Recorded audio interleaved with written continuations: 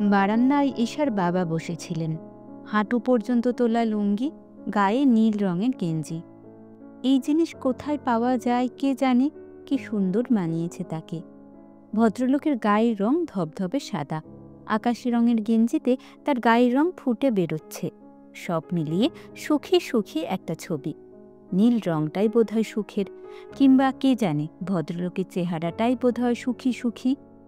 কালো রঙের গেঞ্জিতেও তাকে হয়তো সুখী দেখাবে। তিনি আমাকে দেখতে পাননি। আমি ইচ্ছা করি গেটে একটু শব্দ করলাম। তিনি আমাকে দেখলেন, সুন্দর করে হাসলেন, ভরাট গলায় বললেন, আরে রঞ্জু, তুমি? কি খবর, ভালো আছো? হ্যাঁ, ভালো। গরম কি রকম পড়েছে বলো দেখি? খুব গরম। আমার তো ইচ্ছা করছে চৌবাচ্চায় গলা পর্যন্ত ডুবিয়ে বসে থাকি। তিনি তার পাশের চেয়ারে আমাকে বসতে ইঙ্গিত করলেন।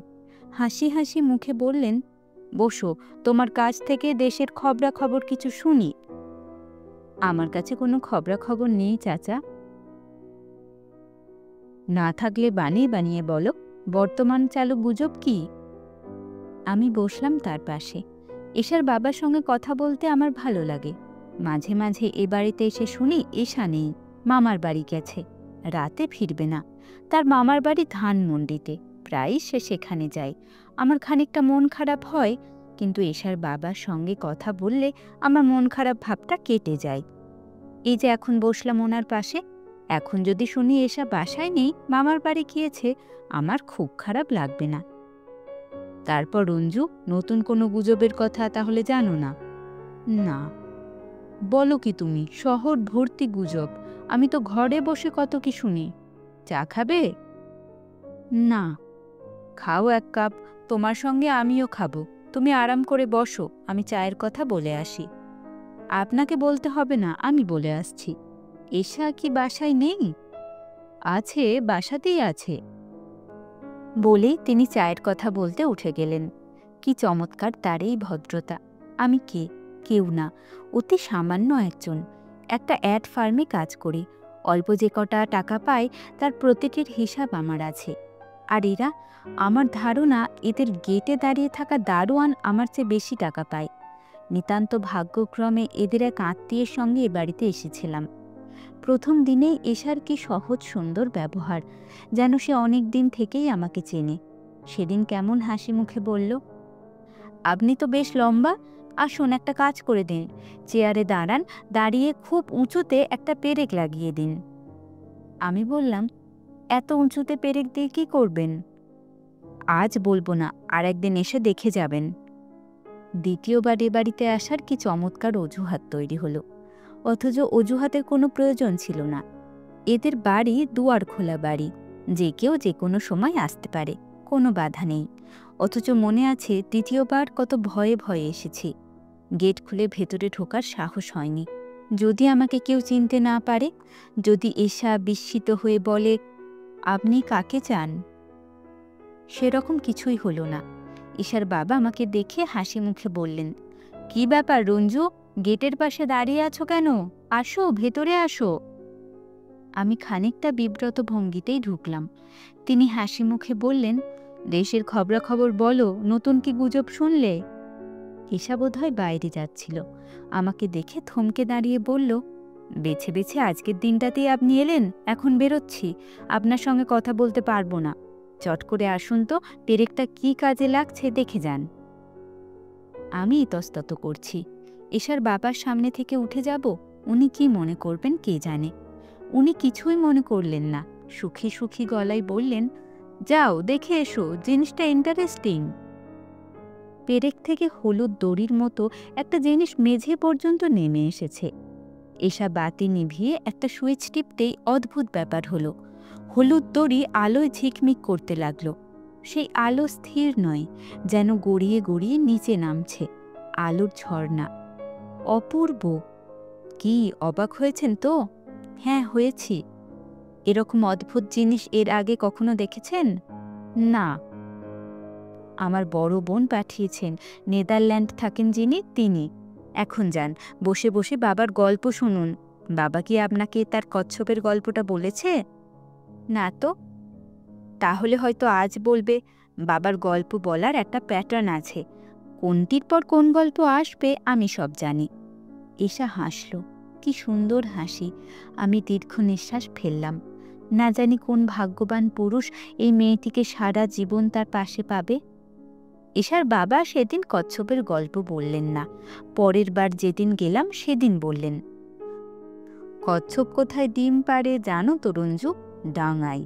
সে নিজে থাকে কিন্তু পানিতে, চলাফেরা জীবনযাত্রা সবই পানিতে, অথচ তার মন পড়ে থাকে তার ডিমের কাছে, ডাঙায়, ঠিক না? জি ঠিক। বুড়ো বয়সে মানুষের এই অবস্থা হয়, সে বাস করে পৃথিবীতে কিন্তু মন পড়ে থাকে পরকালে। আমার হয়েছে এই দশা। এই পরিবারটির সঙ্গে পরিচয় হবার পর আমার মধ্যে বড় ধরনের কিছু পরিবর্তন হলো। আগে বন্ধুদের সঙ্গে চায়ের দোকানে ঘন্টার পর ঘন্টা আড্ডা দিতে চমৎকার লাগত, এখন আর ভালো লাগে না। একসময় মেয়েদের নিয়ে কেউ কোনো কুৎসিত কথা বললে বেশ মজা পেতাম, এখন ভয়ঙ্কর রাগ লাগে। মনে হয় এই কুৎসিত কথাটি কোনো না কোনোভাবে এশাকে স্পর্শ করছে। যে খুপড়ি ঘরটায় থাকি সেই ঘর আমার আর এখন ভালো লাগে না, দম বন্ধ হয়ে আসে। নোনা ধরা বিশ্রী দেয়াল, একটি ছোট জানালা যা দিয়ে আলো বাতাস আসে না, রাতের বেলা শুধু মশা ঢোকে। চৈত্র মাসের গরমে অনেক রাত পর্যন্ত জেগে থাকি, নানা রকম কল্পনা মাথায় আসে। কল্পনায় আমার এই ঘর হয়ে যায় পদ্মা নদীর নৌকায় একটি ঘর। জানালা খুললেই নদী দেখা যায়, সেই নদীতে জোছনা হয়েছে, চাঁদের আলো ভেঙে ভেঙে পড়ছে। ঘরের দরজায় টোকা পড়ে, আমি জানি কে টোকা দিচ্ছে, তবু কাঁপা গলায় বলি, কে? এশা বলে, কে আবার? আমি। এরকম চমৎকার রাতে আপনি ঘরটর বন্ধ করে বসে আছেন, পাগল নাকি? আসুন তো। কোথায় যাব? কোথায় আবার? নৌকার ছাদে বসে থাকব। আমরা নৌকার ছাদে গিয়ে বসি, মাঝি নৌকা ছেড়ে দেয়। এশা গুনগুন করে গায়, যদি আমায় পড়ে তাহার মনে, বসন্তের এই মাতাল সমীরণে, আজ জোছনা রাতে সবাই গেছে বনে। সবই খুব সুন্দর সুখের কল্পনা, তবু এক এক রাতে কষ্টে চোখে জল আসে। সারা রাত জেগে বসে থাকি, দীর্ঘ নিঃশ্বাস ফেলে ভাবি, আমার এই জীবনটা আমি কি কিছুতেই বদলাতে পারি না? বন্ধুবান্ধব সবাইকে অবাক করে এক সন্ধ্যায় জগন্নাথ কলেজের নাইট সেকশনের MA ক্লাসে ভর্তি হয়ে যায়। ধারটার করে আমার ঘরের জন্য নতুন পর্দা, বিছানার নতুন চাদর, নেটের মশারি কিনে আনি। অনেক ঘোরাঘুরি করে একটা ফুলদানি কিনি। 100 টাকা লেগে যায় ফুলদানিতে, তা লাগুক, তবু তো একটা সুন্দর জিনিস। একগুচ্ছ রজনীগন্ধা যখন এখানে রাখবো, তখন হয়তো এই ঘরের চেহারাই পাল্টে যাবে। আমার এক আর্টিস্ট বন্ধুর কাছ থেকে একদিন প্রায় জোর করে জলরঙা একটা ছবিও নিয়ে আসি। নোনা ধরা দেয়ালে সেই ছবি মানায় না, নিজেই চুন এনে দেয়ালে চুনকাম করি। চুন দেয়ালে আটকায় না, ঝরে ঝরে পড়ে, তবু আমার ঘর দেখে বন্ধুরা চোখ কপালে তোলে। করছিস কি তুই? ইন্দ্রপুরী বানিয়ে ফেলেছিস দেখি। আবার দেখি খুশবুও আসছে, বিছানায় আতর ঢেলে দিয়েছিস নাকি? মাই গড, মেয়ে মানুষ ছাড়া এই ঘর মানায় না। এক কাজ কর, 100 টাকা দিয়ে একটা মেয়ে মানুষ এক রাতের জন্য নিয়ে আয়, ফুর্তি কর, আমরা পর্দার ফাঁক দিয়ে দেখি। রাগে আমার মাথায় রক্ত উঠে যায়, কিছু বলি না, কি হবে বলে। আমার বন্ধুরা গভীর রাত পর্যন্ত আড্ডা দেয়, সিগারেটের টুকরা দিয়ে মেঝে প্রায় ঢেকে ফেলে। একজন আমার নতুন কেনা বিছানায় চায়ের কাপ উল্টে দিয়ে বলে, যা শালা, চাঁদে কলঙ্ক লেগে গেল। আমি কিছু বলি না, দাঁতে দাঁত চেপে থাকি, আর মনে মনে ভাবি, এই মূর্খদের সঙ্গে কি করে এতদিন কাটিয়েছি, কি করে এদের সহ্য করেছি। ইরফান বলল, প্রেম টেম করছিস কিনা বল, তোর হাব ভাব যেন কেমন রঙ্গিলা। আমি জবাব দিই না, সবাই হো হো করে হাসে। কোন অন্ধকার নরকে এরা পড়ে আছে, এদের কি কোনোদিন মুক্তি ঘটবে না? আমার ইচ্ছা করে এশাকে কোনোদিন এদের সামনে উপস্থিত করি। সেটা নিশ্চয়ই খুব অসম্ভব নয়, বললেই সে আসবে, তবে আমার বলতে সাহস করে না। প্রথম যেদিন তাকে তুমি বললাম, কি প্রচণ্ড ভয় ভয়েই না বললাম। সে গোলাপ গাছের ডাল ছেটে দিচ্ছিল, আমি পাশে দাঁড়িয়ে আছি। হঠাৎ কি মনে হলো, নিজের অজান্তেই বলে ফেললাম, কাঁচিটা আমার হাতে দাও, আমি ছেঁটে দিই। বলেই মনে হলো এ কি করলাম আমি। আমার মাথা ঝিমঝিম করতে লাগলো। আমার মনে হলো সে এবার চোখে চোখে তাকিয়ে শীতল গলায় বলবে, আমাকে তুমি করে বলবেন না, এত ঘনিষ্ঠতা তো আপনার সঙ্গে আমার নেই। এশা সেরকম কিছুই বলল না। কাঁচি আমার হাতে দিয়ে বলল, 3 ইঞ্চি করে কাটবেন, এর বেশি না। আর আপনি কি চা খাবেন? হ্যাঁ, খাবো। চা নিয়ে আসছি। শুনুন, এরকম কচকচ করে কাটবেন না, ওরা ব্যথা পায়। গাছেরও জীবন আছে, জগদীশচন্দ্র বসুর কথা। এশা ঘরে ঢুকে গেল। চৈত্র মাসের বিকেলে আমি গোলাপ ছাঁটতে লাগলাম। আমার 30 বছর জীবনের সেটা ছিল শ্রেষ্ঠতম দিন। বিকালটাই যেন অন্যরকম হয়ে গেল। শেষ বিকেলের রোদকে মনে হলো লক্ষ লক্ষ গোলাপ। বাতাস কি মধুর।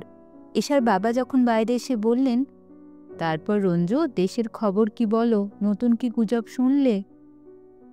কি যে ভালো লাগলো সেই কথাগুলি।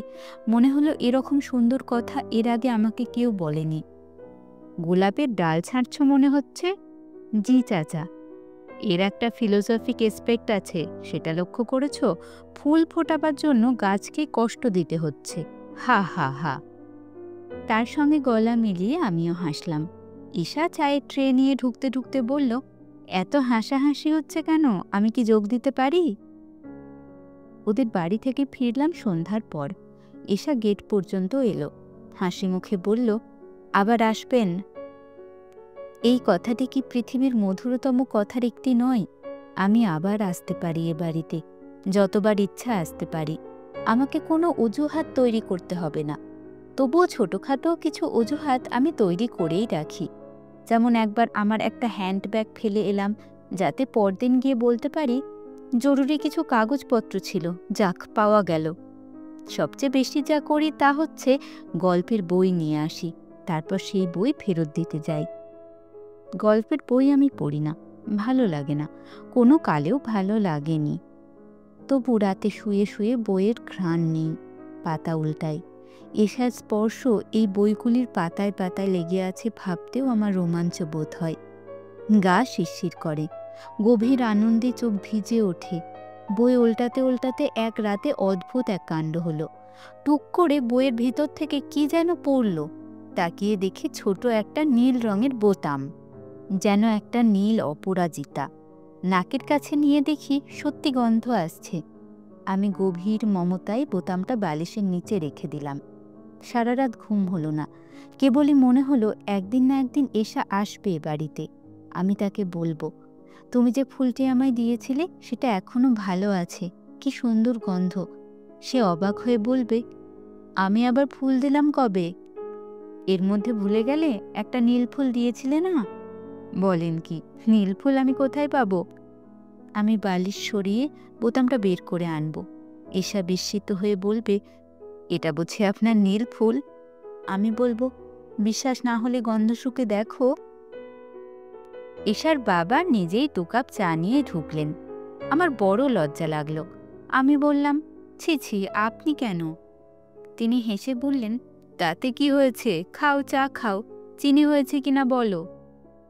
হয়েছে। গুড। চিনি আমি নিজেই এনে দিয়েছি, কাউকে পাওয়া যাচ্ছে না, সবাই ব্যস্ত। কোনো উৎসব নাকি? না, উৎসব কিছু না, মেয়েলি ব্যাপার।